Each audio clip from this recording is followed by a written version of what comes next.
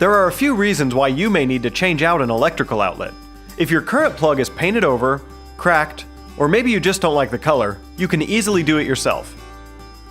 Please note, this video only covers changing electrical outlets for aesthetic reasons. If your outlet does not function from issues such as a short or a fire, then you should not attempt to replace it and should instead consult a professional electrician.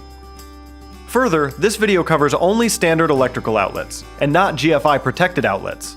To learn more about GFI outlets, please see our other videos.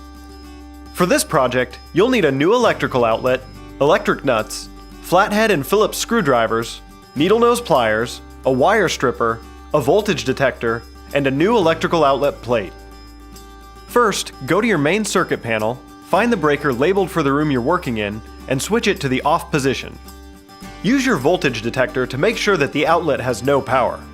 Next, unscrew and remove the plate. Carefully unscrew the screws at the top and bottom of the outlet that hold it in the junction box. Gently pull the entire outlet out of the wall. Make a visual inspection. If you notice any exposed wires, put an electric wing nut on them. Now, find where the wires are attached to the outlet.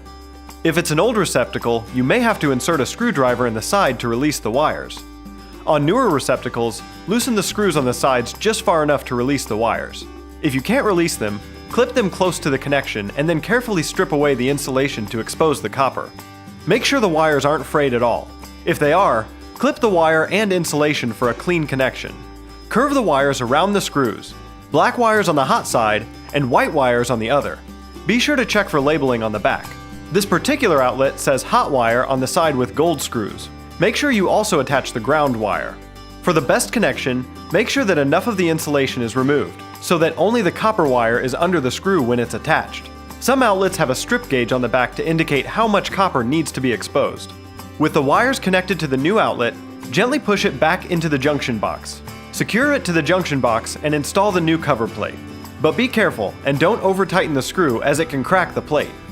Lastly, turn the circuit breaker back on for the room. Test the outlet to make sure it's in good working order, and you're all done. If you have any questions about this process, call AccuSpect at 734-INSPECT.